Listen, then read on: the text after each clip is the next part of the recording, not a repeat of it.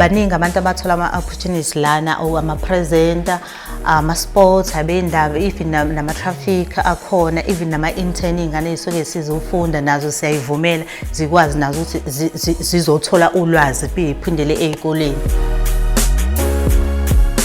Abantu bathesha ngeindlela eziningi ezihlukahlukene ukuze balale bedlile. Abanye bafundile, abanye abafundile. Kodwa akekho ongcono kunomunye. Uhlelo Ithesho lami My Hustle lizovundulula inhlobo ezihlukene zamathesho. Sizwe kulabo abaziqhubayo ukuthi benza kanjani.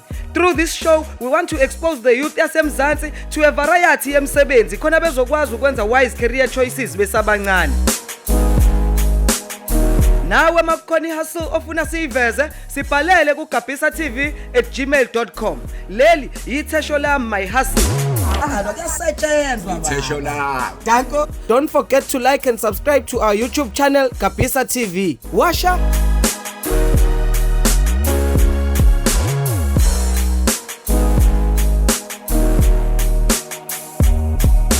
Yizo-ke bahustlers igama uGabisa khulusa uhlelo Ithesho lami My Hustle. Namhlanje ke sibambu N2 siyobhekisa stereo uthandeka khathi osevule iSakha Isizwe FM. This is a community radio station ekwazi ukuthi isize intsha yakulamalokishi KwaMakhutha, Illovu and Adams ukuthi kwazi ukuthuthukisa amakhonayo kwezokusakaza. Kanti futhi bagxile kakhulu ekuqwashiseni abantu ngama dangers ama social ills. Asibabambe baphethe ziphi.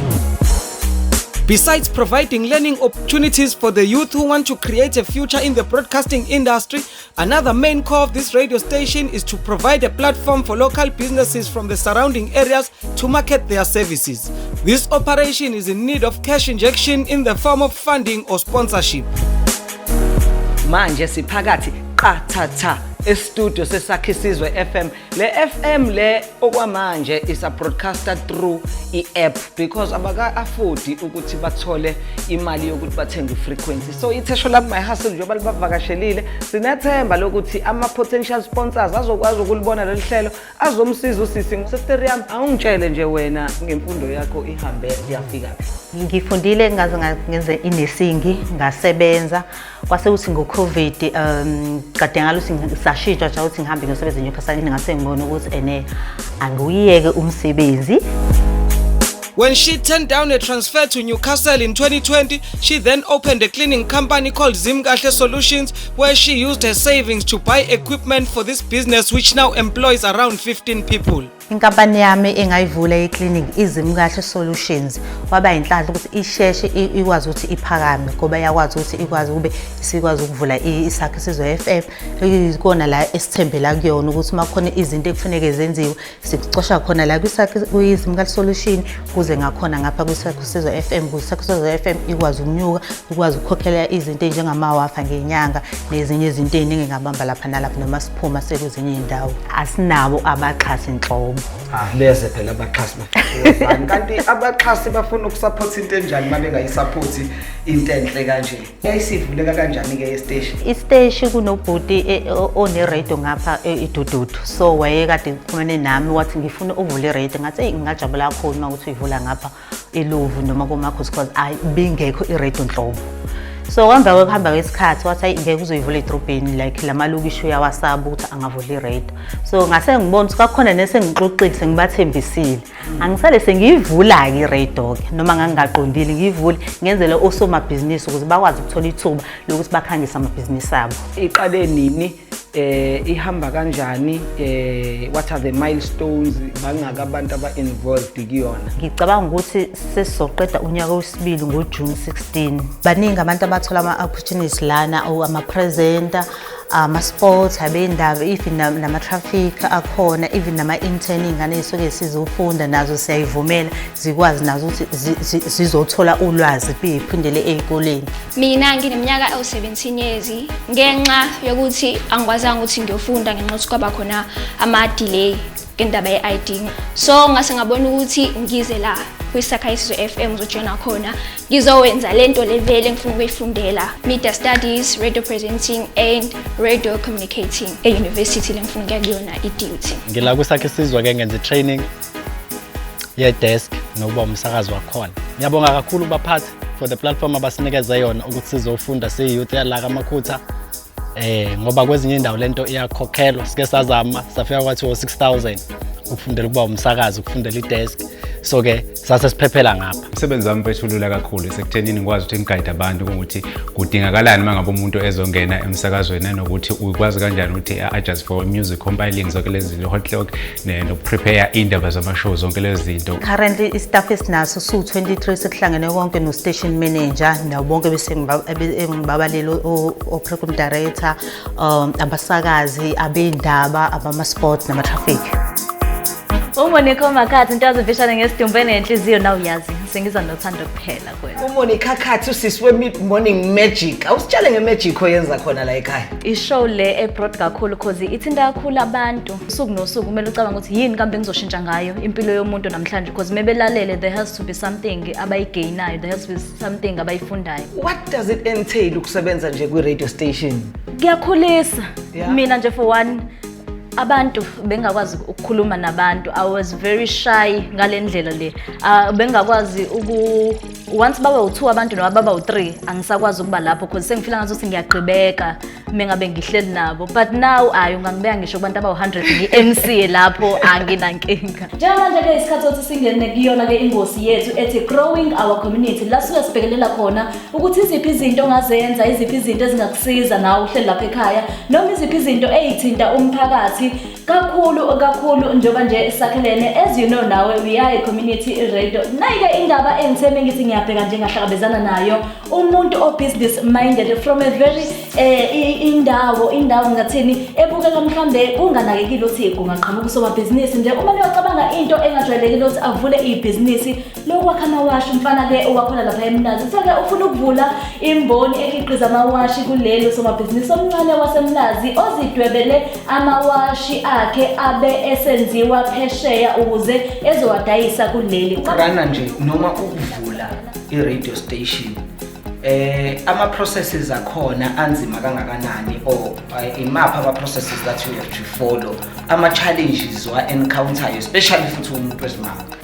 I-radio station iwumsebenzi omningi ine-paperwork uyayiregister and then emva lokho uyayiregister nakasazi yangena uyayiregister nakhona uyeka ICASA nakhona uyiregister ukuze ukwazi ukuthi uthole i-license ukwazi futhi ube sekhona ukuthi ukwazi uthole ne-frequency but uyakwazi ukuthola i-license i-frequency ungakayitholi ukuthi ukwazi nibengisebenza ngiqhubeka. Isteshi manje sinabalaleli abangakanani? Ngiyabuza ubali ukuthi khona ngisho nabalalela from USA khona ngisho lapha seNigeria. Ayibona nje la iSouth Africa yonke mhlambe ngosuku nje bese yade ngishilo ukuthi kuya ngedatha mhlambe ngaleso sikhathi 5 minutes kodwa nje mhlambe ngosuku kuyenzeka kube like mhlambe 10,000 namhlanje mhlambe ngakusasa kuyehla mhlambe 6 ngama weekend mhlambe kunyuke kuyo ku 15 years kuya ngokuya nangama show kuya ngokuthi lo show ikhuluma ngani mhlambe abantu bathanda iphutha ama show fenihlezi ngibheka abantu ukuthi ingabe imapha ama show abawathandayo. Sakha Isizwe FM irena 24 hours sinama show kusukela ku Monday kuya ngelihlanu then ngelihlanu mase eyashintsha ke kuba amanye kuya kwisonto and ebusuku sike sidlale like ingoma sense kube ngekho abangakwazi ukuthi bangazi ukuzocover and sisabela nempilo zama present ukuthi bangakwazi ukuhamba ebusuku bezongena. Bawusitshele nje ngamanye ama shows and some of the content that you deal with.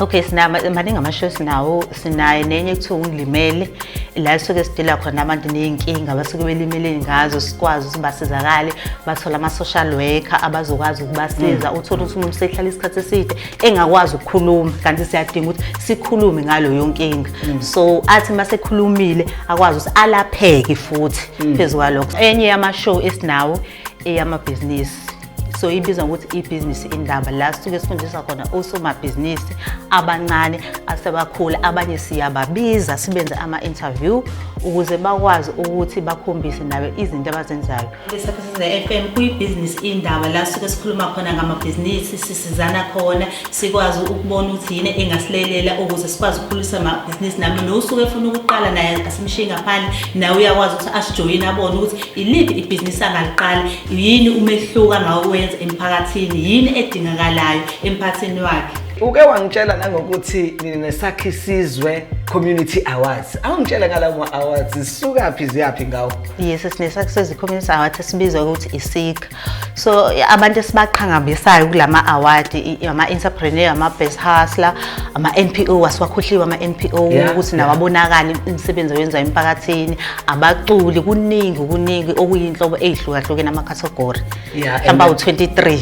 Konake kwasidla ephaketheni ngoba asikakabi kakhulu nabaxhasi abantu ababesixhasile kwakubox wasixhasa ngokudla omunye okasixhase kakhulu uMadlala Funeral Service uyena ujulu usixhasa kuwo wonke ama event esizayo so akukho lula sike sicele ngicela osomabhizinisi abancane ukuthi abafake mhlawumbe like umuntu afake noma 2000 nomunye wasiza induna yala emakhaya wasithengela inyama ke kuma award so nice siyabonga kakhulu kwabe usizo kakhulu ngoba ucourage sazi sasanga sezothenga.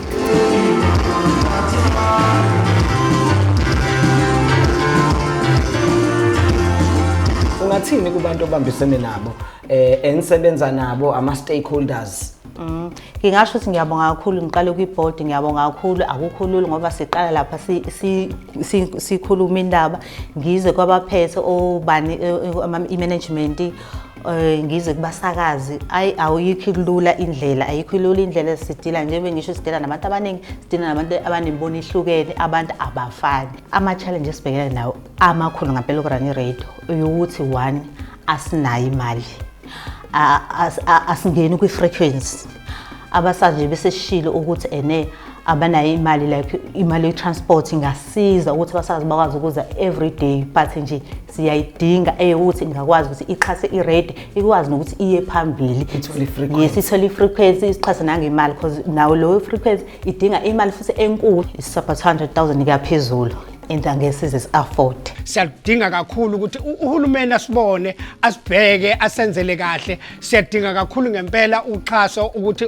abasibonayo nenkampani nje ezinkulu ezikhona noma ezincane bakithi abangakwazi ukusiza abasilekelele kakhulu umsakazo wethu uphakame siyafisa nathi ukuyibona sine frequency sikhuluma silalelwa iKZN yonke why not kuyimali ukufundela nje ukwenza broadcasting so la ICASA sifundiswa mahala so iskill lesi kumele nawe ubone as opportunity yokuthi yini engcono ukuthola iskill kunokuhlala ekhaya ungenzi lutho ngenxa ukuthi ngisemncane ke abanye abantu ke bebengangithatha yabo serious ngokuthi yabo content engizoyenza kodwa ke la kwiSakha Isizwe FM mase banginika ke ithuba ukuthi ngiziveze ukuthi ngifuna ukuba yini ngalokho ke ngiyabonga kakhulu kwiSakha Isizwe FM ngethuba elihle kangaka ukuthi nathi sibe ingxenye ye movement enkulu kangaka kubaphathi bomsakazo bakwazi besamukele noza kwethu bonke kusukela phezulu kwiboard kuza phansi kubasakazi siyabonga kakhulu.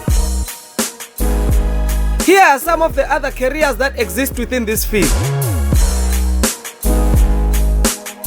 Nazo-ke ma-hustlers, sekunika ama-hustlers i-chance manje ukuthi amakhetha ama-hustles awo. Usithumelela a 30-second WhatsApp video ephelezelwa yiy'thombe eziwu-5. Kule video usitshela nge-hustle yakho, yenzani, itholakalaphi. Yonke leyo information uyisenda via WhatsApp to 074 269 2438. Washa? My name is Ithesho. I am a founder of VT Skin Solution brand. Recently, I've launched 2 products, which is turmeric face oil and turmeric soup.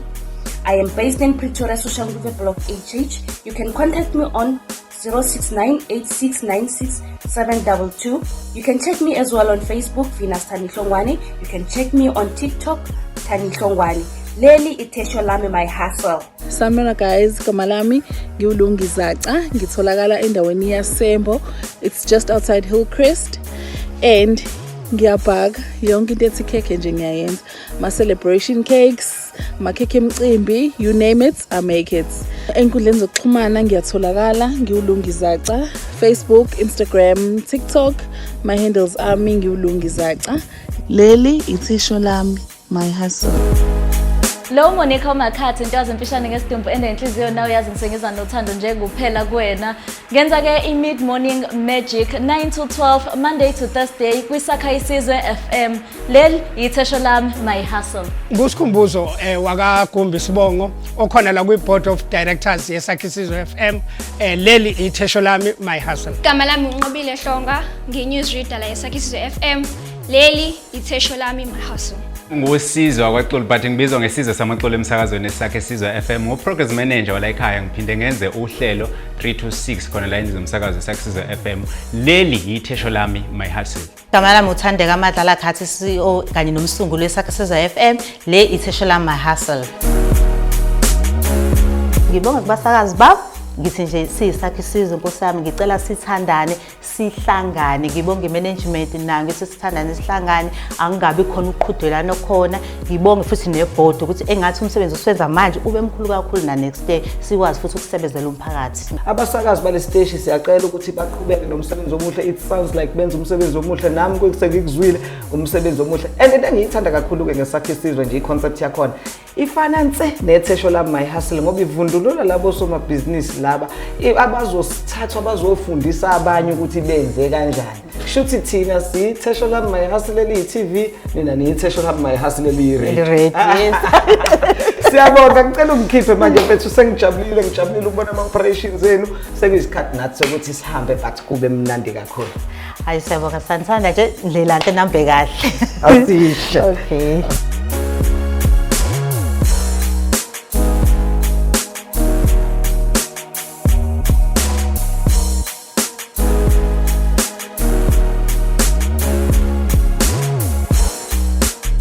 Don't forget to like and subscribe to our YouTube channel, Kabisa TV. Watch